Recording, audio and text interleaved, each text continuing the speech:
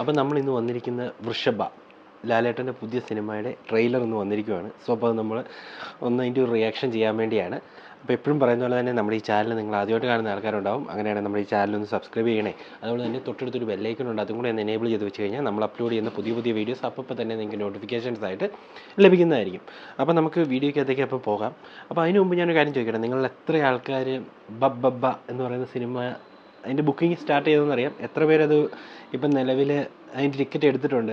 ഞാൻ ആക്ച്വലി എന്തായാലും അതിൻ്റെ ടിക്കറ്റ് എടുത്തിട്ടുണ്ട് കേട്ടോ.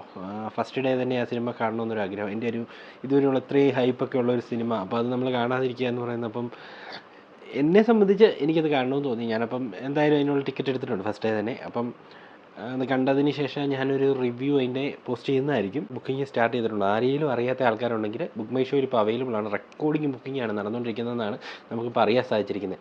അപ്പം നിങ്ങൾ ഇപ്പോൾ ഒരാളുടെ പേഴ്സണൽ ലൈഫും സിനിമയും രണ്ടും രണ്ടാണ്. അപ്പം സിനിമ എന്ന് പറയുന്ന ഒരു സംഭവത്തിൻ്റെ പേരിൽ, ഇല്ലേ പേഴ്സണൽ ലൈഫിൽ നടന്നൊരു കാര്യത്തിൻ്റെ പേരിൽ ആ സിനിമയെ മാറ്റി നിർത്തുക എന്ന് പറയുന്നതിനോട് എനിക്കറിയത്തില്ല. ഓരോരുത്തർക്കും ഓരോ അഭിപ്രായങ്ങളാണ്. എന്നിരുന്നാൽ പോലും ചില കാര്യങ്ങൾ ഓക്കെ, അത് നിങ്ങളുടെ ചോയ്സാണ്, അത് നിങ്ങൾക്ക് വിടുവാണ്. ഇതിൻ്റെ പ്രൊമോ സോങ് വന്നപ്പോഴത്തേന് ചെറിയൊരു കല്ലുകടി പലർക്കും ഉണ്ടായതായിട്ട് നമ്മൾ അറിഞ്ഞു. ആക്ച്വലി അത് നമുക്ക് കാണുമ്പോൾ ഒരു തമിഴ് സ്റ്റൈൽ ഓഫ്, അതായത് ഒരു തമിഴ് സിനിമയിലൊക്കെ ഉള്ള പോലെ, വിജയുടെയൊക്കെ സിനിമയ്ക്ക് അതേപോലത്തെ ഒരു കൈൻഡ് ഓഫ് സോങ് പോലെ നമുക്ക് ഫീൽ ചെയ്യും. ലാസ്റ്റ് ഇറങ്ങിയ ലിയോയ്ക്കാണെന്ന് തോന്നുന്നു, ലിയോയ്ക്കകത്ത് അങ്ങനെ ഒരു സോങ് ഉണ്ടായിരുന്നല്ലോ. അപ്പോൾ ആ ഒരു വൈബും ആ ഒരു രീതിയൊക്കെ അത് മോസ്റ്റ്ലി അത് നടക്കുന്ന എനിക്ക് തോന്നുന്നൊരു തമിഴ്നാട് ബേസ്ഡ് ആയിട്ടുള്ള ഒരു കഥയായിട്ട് വരാനാണ് ചാൻസ്. അപ്പോൾ അതുകൊണ്ട് തന്നെ സ്വാഭാവികമായിട്ടും ആ ഒരു ഇത് മെയിൻറ്റെയിൻ ചെയ്യുകയാണ്. ഒരു ക്യാമിയോ എന്നതിനേക്കാൾ കൂടുതൽ ലാലേട്ടന് കുറച്ചുകൂടി പ്രസൻസ് ഇതിനകത്ത് ഉണ്ടാവുമെന്നും ഇപ്പോൾ ഫീൽ ചെയ്യുന്നുണ്ട്. അതേപോലെ ഒരു സെക്കൻഡ് പാർട്ട് മേ ബി കണ്ടേക്കാം. സോ അപ്പോൾ അതിനകത്ത് ലാലേട്ടന് കൂടുതൽ സ്പേസ് ചിലപ്പോൾ കിട്ടാനുള്ള ചാൻസും ഉണ്ട്. അപ്പം ഈ സിനിമയിൽ ജസ്റ്റ് ഒരു ഇൻട്രൊഡക്ഷൻ, അതിന് കുറച്ചൊരു കഥയുടെ ഒരു പോർഷനൊക്കെ കാണിച്ചതിന് ശേഷം ബാക്കി ഡീപ്പായിട്ടുള്ള കഥ സെക്കൻഡ് പാർട്ടിലായിരിക്കാം മേ ബി, നമുക്കറിയത്തില്ല. സിനിമ റിലീസായാലും നമുക്ക് അറിയത്തുള്ളൂ. എന്തായാലും നമുക്കത് കണ്ടതിന് ശേഷം പറയാം അത് എത്രത്തോളം നല്ലതായി, ആളുകൾക്കത് ഇഷ്ടപ്പെടുമോ എന്നുള്ളതൊക്കെ. ദിലീപേട്ടൻ്റെ ലൈഫിലൊരു തിരിച്ചുവരവിനുള്ള സിനിമ നമുക്കറിയാം. പ്രിൻസ് ആൻഡ് ഫാമിലി അത്യാവശ്യം നല്ലൊരു സിനിമയായിരുന്നു. അതിനു മുമ്പ് നോക്കിക്കഴിഞ്ഞാൽ കുറേ സിനിമകൾ ഫ്ലോപ്പാണെന്ന് നമുക്ക് എല്ലാവർക്കും അറിയാം. നമുക്കാണെങ്കിൽ പേഴ്സണലി അത്ര ഇഷ്ടപ്പെടുന്ന പല സിനിമകളും അല്ലായിരുന്നു. അതിനു മുമ്പ് ഇറങ്ങിയത് ഒരു നല്ല സിനിമ എന്ന് പറയുന്നത് രാമലീല നല്ല സിനിമയായിരുന്നു. അതിനുശേഷം ഇനി വന്നു കഴിഞ്ഞാൽ കേശു ഈ വീടിൻ്റെ നാഥനോ അങ്ങനെ എന്തോ പറഞ്ഞൊരു സിനിമ ഇറങ്ങിയായിരുന്നല്ലോ. അത് തിയേറ്റർ റിലീസ് അല്ലായിരുന്നെന്ന് തോന്നുന്നു. അപ്പോൾ അതൊരു വാച്ചബിളായിട്ടുള്ള, എന്നാൽ മോശമല്ലാത്ത, എന്നാൽ കണ്ടിരിക്കാവുന്ന കൂടെ ഒരു കൈൻഡ് ഓഫ് ഒരു കോമഡി പടം. അങ്ങനെയായിട്ട് മാത്രമേ നമുക്കതിനെ പറയാൻ പറ്റുള്ളൂ. അത് കഴിഞ്ഞിട്ട് ഇറങ്ങിക്കഴിഞ്ഞാൽ സിദ്ദിഖും ദിലീപും കൂടെ ചേർന്നിട്ടുള്ളൊരു സിനിമ ഉണ്ടായിരുന്നു. അതിൻ്റെ പേര് ഞാൻ മറന്നുപോയി. ഒരു സിനിമ ഉണ്ടായിരുന്നു. അപ്പോൾ അതും കുഴപ്പമില്ലായിരുന്നു. പക്ഷേ ഇന്നത്തെ സാഹചര്യത്തിലുള്ള ആളുകൾക്ക് അത് എത്രത്തോളം ഇഷ്ടപ്പെടുമെന്ന് അറിയത്തില്ല. പക്ഷേ എനിക്ക് പേഴ്സണലി അത് ഇഷ്ടപ്പെട്ടായിരുന്നു. ഒരു 75 മാർക്ക് കൊടുക്കാവുന്ന, 100ൽ കൊടുക്കാവുന്ന കൂട്ടൊരു സിനിമയായിരുന്നു. ഫ്രണ്ട്സ് ആൻഡ് ഫാമിലി വന്നപ്പോഴേക്കും നല്ലപോലെ ഇഷ്ടപ്പെട്ട ഒരു സിനിമയായിരുന്നു. അതിൻ്റെ ഒരു റിവ്യൂ ഒക്കെ ഞാൻ നേരത്തെ ഇട്ടിട്ടുണ്ട്. ഈ ചാനലിലല്ല, എന്നെ വേറൊരു ചാനലുണ്ടെന്ന് ഞാൻ ആദ്യമേ പറഞ്ഞായിരുന്നല്ലോ. ആ ചാനലിൽ അന്ന് അത് ഇട്ടിട്ടുണ്ടായിരുന്നു.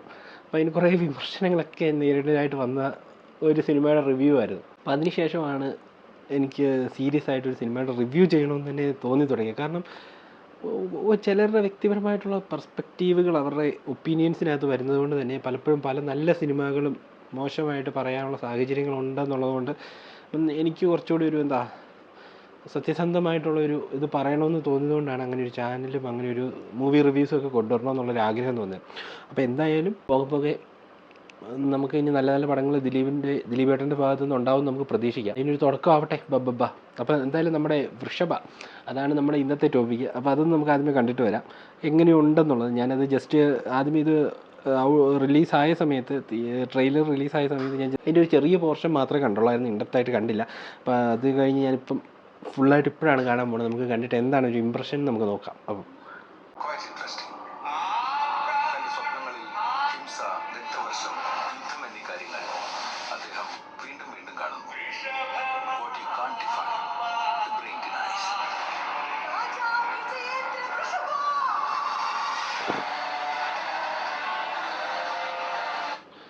എനിക്കിത് കണ്ടിട്ട് നമ്മുടെ പഴയ രാംചരൻ്റെ ഒരു സിനിമ ഉണ്ടല്ലോ, ധീര എന്ന് പറയുന്നത്, അങ്ങനത്തെ ഒരു കൈൻഡ് ഓഫ് കഥയാണെന്ന് തോന്നുന്നു. ഒരു പുനർജന്മം, ഈ ജന്മത്തെ ഈ ലാലേട്ടൻ അവതരിപ്പിക്കുന്ന ആ കഥാപാത്രത്തിൻ്റെ ഒരു പാസ്റ്റ് ലൈഫ്, അതേപോലെ തന്നെ അവിടെ ഒരു രാജാവായിട്ട് നിന്നിരുന്ന അങ്ങനെ ഒരു കഥയാണെന്ന് തോന്നുന്നു എനിക്കിത് കണ്ടിട്ട്. എനിക്ക് ഈ സിനിമ കണ്ട സമയത്ത് എനിക്ക് തോന്നിയത് ധീര എന്ന് പറയുന്ന മൂവിക്കകത്തെ രാംചരൺ അവതരിപ്പിച്ചൊരു കഥാപാത്രം.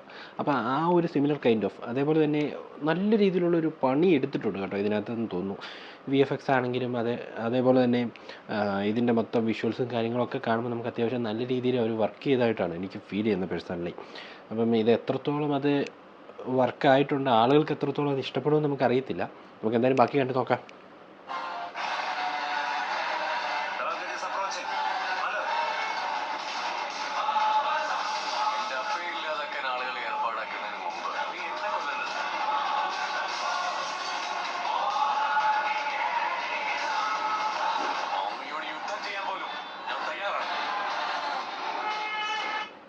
അത് തന്നെയാണ് സംഭവം എന്ന് തോന്നുന്നു. കാരണം ഇത് 2 കാലഘട്ടം, അതായത് പുതിയൊരു കാലഘട്ടം, മോഡേൺ ആയിട്ടുള്ള ഒരു കാലഘട്ടം, അതേപോലെ തന്നെ ലാലേട്ടൻ്റെ മകനായിട്ടുള്ള ഒരാളെപ്പോലെ അവതരിപ്പിക്കുന്ന ഒരാൾ.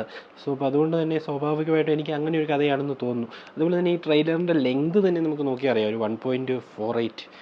അപ്പോൾ അത്രയും ചെറിയൊരു ലെങ്തിലുള്ള ഒരു ട്രെയിലറാണ്. അപ്പോൾ സ്വാഭാവികമായിട്ടും ഇതിനകത്ത് ഒത്തിരി അങ്ങ് കാണിച്ചു കഴിഞ്ഞാൽ മേ ബി ഇതിൻ്റെ കഥ എല്ലാവർക്കും ഈസിലി മനസ്സിലാവാനുള്ള ഒരു ചാൻസ് ഉള്ളതുകൊണ്ടാവാം മേ ബി. അപ്പോൾ എനിക്കങ്ങനെ പേഴ്സണലി ഫീൽ ചെയ്യുന്നു. അതായത് നമുക്ക് ബാക്കി കണ്ടു നോക്കാം. ഇതുവരെ എന്തായാലും സൂപ്പറാണ് കേട്ടോ. അത്യാവശ്യം നല്ല രീതിയിൽ എനിക്കിതിൻ്റെ നേരത്തെ ഇറങ്ങിയ പല ചെറിയ ചെറിയ പ്രൊമോ വീഡിയോസിനും കാര്യങ്ങളൊക്കെ കണ്ട സമയത്ത് എനിക്ക് അത്രയൊരു പ്രതീക്ഷ തോന്നാത്ത ഒരു നടപ്പും ഡയലോഗ് ഡെലിവറിയൊക്കെ കണ്ട സമയത്ത് അത്രയും ഇഷ്ടപ്പെടാതിരുന്ന ഒരു ഇതായിരുന്നു. പക്ഷേ ഇപ്പോൾ ഇത് കണ്ടിട്ട് എനിക്ക് അത്യാവശ്യം ഇഷ്ടപ്പെട്ട് തുടങ്ങിയിട്ടുണ്ട്.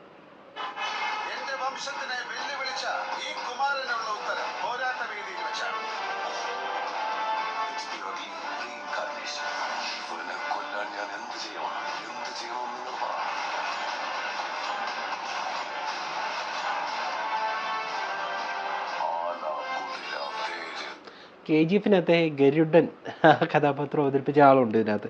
അതേപോലെ തന്നെ ഇത് ഈ ഒരു പഴയ കാലഘട്ടം ചരിത്രം പറയുന്ന സ്ഥലത്തൊരു എന്തോ ഒരു ഡയലോഗ് പറയുന്നിടത്തെ ആ ഡെലിവറിയുടെ സ്ഥലത്തൊരു ബുദ്ധിമുട്ട് നമുക്ക് ഫീൽ ചെയ്യുന്നുണ്ട്.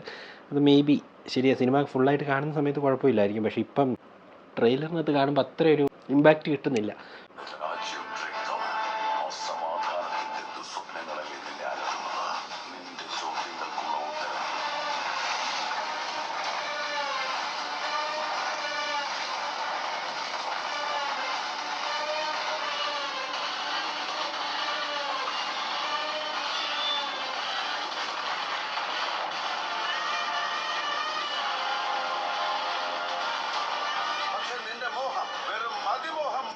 നിങ്ങളതിനകത്ത് ഒരു സീൻ ശ്രദ്ധിച്ചോ? അതായത് നമ്മുടെ ആറാട്ടാണനൊക്കെ ഫേമസ് ആയിട്ടുള്ളൊരു സിനിമ ഉണ്ടല്ലോ, ആറാടുകയാണെന്ന് പറഞ്ഞൊരു, ആ സിനിമയ്ക്കകത്ത് ഒരു ഫൈറ്റിനോട് ഏകദേശം സിമിലർ കൈൻഡ് ഓഫ് ഒരു ഫൈറ്റിനകത്ത് ആ ഒരു കോസ്റ്റ്യൂം, ഏകദേശം അതിനോട് സിമിലർ ആയിട്ടുള്ളൊരു കോസ്റ്റ്യൂമും ആ രീതിയിലുള്ളൊരു ഫൈറ്റും, ഇത് നല്ല രീതിയിൽ പണി അറിയാവുന്ന ആൾക്കാർ നല്ല രീതിയിൽ എടുത്ത ഒരു സിനിമയാണെങ്കിൽ ഇത് മിക്കവാറും കയറി കൊളുത്താനുള്ളൊരു ചാൻസ് ഉണ്ട്. ലാലേട്ടൻ്റെ ആ ഒരു പൊട്ടൻഷ്യൽ എടുത്ത് ഉപയോഗിക്കാനുള്ള കഴിവുള്ള ഒരു കാലിബറുള്ള ഒരാളാണ് എങ്കിൽ മേ ബി ഈ സിനിമ ഹിറ്റാവാനുള്ള ചാൻസ് ഉണ്ട്.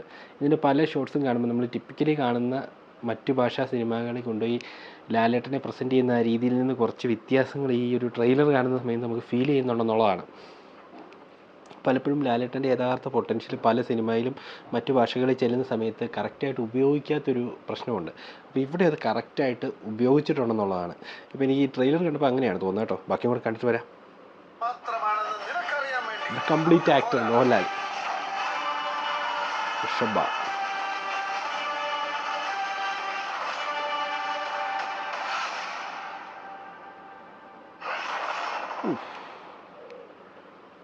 ഡിസംബർ 25 ഈ സിനിമ വരുവാണ്.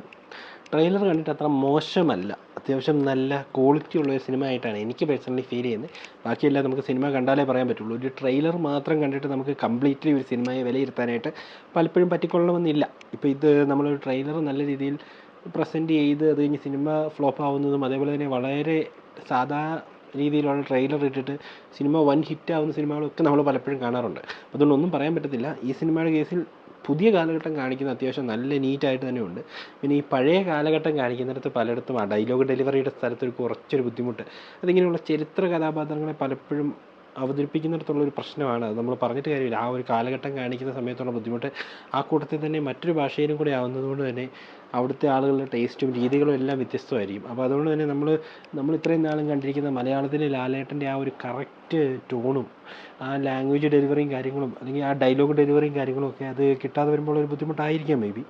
ഇതിൻ്റെ തമിഴ് പതിപ്പോ അല്ലെങ്കിൽ ഹിന്ദിയൊക്കെ കാണുന്ന സമയത്ത് ചിലപ്പോൾ അത് പ്രശ്നമായിട്ട് തോന്നിക്കൊള്ളണമെന്നില്ല.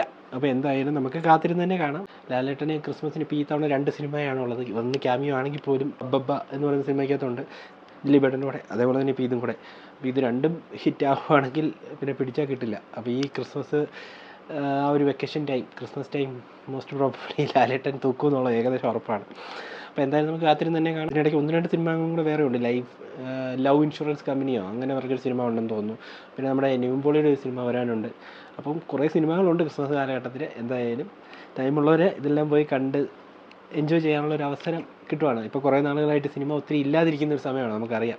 നല്ലൊരു സിനിമ കാണാനായിട്ട് നോക്കിക്കഴിഞ്ഞാൽ ഇപ്പോൾ ഈ ലാസ്റ്റ് ഇറങ്ങിയ കളങ്കാവൽ വന്നതാണ് കുറേ നാളുകൾ കൂടി ഒരു നല്ല സിനിമ വന്നത്. അപ്പം അതിന് മുമ്പ് ലോകയാണെന്ന് തോന്നുന്നു. അത് കഴിഞ്ഞ് പിന്നെ കുറേ ടൈമിലേക്കൊരു പലപ്പോഴും സിനിമ ഇല്ലാതെ വരെയുള്ളൊരു സിറ്റുവേഷൻ ഉണ്ടായിട്ടുണ്ട്. അപ്പോൾ അത് എന്തായാലും ഒരു മാറ്റം വരും. ഇപ്പോൾ ക്രിസ്മസ് വെക്കേഷൻ ടൈമിൽ ഒത്തിരി സിനിമകൾ വരുന്നുണ്ട്. അപ്പോൾ എന്തായാലും നമുക്ക് ഓരോന്നും പോയി ചെക്കൗട്ട് ചെയ്ത് നോക്കാം. എന്തായാലും ഈ വീഡിയോ നമ്മളിവിടെ വെച്ച് വൈൻഡപ്പ് ചെയ്യുവാണ്. ആദ്യമേ പറഞ്ഞ പോലെ തന്നെ നമ്മുടെ ചാനൽ ഒന്ന് സബ്സ്ക്രൈബ് ചെയ്യുന്ന കാര്യം ഒന്ന് പരിഗണിക്കണം കേട്ടോ. അങ്ങനെയാണെങ്കിൽ നമ്മൾ അപ്ലോഡ് ചെയ്യുന്ന പുതിയ പുതിയ വീഡിയോസ് നിങ്ങളുടെ അടുത്തേക്ക് എത്തും. സിനിമയുടെ റിവ്യൂസ്, അതേപോലെ തന്നെ കറണ്ട് അഫയേഴ്സ് ആയിട്ടുള്ള, അതായത് നമ്മുടെ നാട്ടിൽ ഇറക്കുന്ന ന്യൂസൊക്കെ ഉണ്ടല്ലോ, വളരെ ഫണ്ണി ആയിട്ടുള്ളതും നമ്മളെ ചിന്തിപ്പിക്കുന്ന തരത്തിലായിട്ടുള്ള ന്യൂസുകളൊക്കെ വരുന്നുണ്ട്. അപ്പോൾ അതിനെക്കുറിച്ചൊക്കെയുള്ള റിയാക്ഷൻസ്, അങ്ങനെയുള്ള നമ്മുടെ ഒരു ഒപ്പീനിയൻ അതൊക്കെ നമ്മൾ ഷെയർ ചെയ്യുന്നതായിരിക്കും. സോ ഇപ്പോൾ നമ്മുടെ ചാനൽ സബ്സ്ക്രൈബ് ചെയ്യുന്ന കാര്യങ്ങളൊന്ന് പരിഗണിക്കണം. ഈ സിനിമയുടെ ട്രെയിലർ നിങ്ങൾ കണ്ടോ? കണ്ടെങ്കിൽ നിങ്ങളുടെ ഒരു ഒപ്പീനിയൻ എന്താണെന്നും കൂടെ ഒന്ന് രേഖപ്പെടുത്താം. കമൻറ്റ് ബോക്സിൽ രേഖപ്പെടുത്തുന്ന കാര്യങ്ങൾ പരിഗണിക്കണേ. വീഡിയോ നമ്മളിവിടെ വെച്ച് വൈൻഡപ്പ് ചെയ്യുകയാണ്. അപ്പോൾ ഇനി നമുക്ക് മറ്റൊരു വീഡിയോ ആയിട്ട് കണ്ടുപിടുന്ന വരെ ടേക്ക് കെയർ, ബൈ.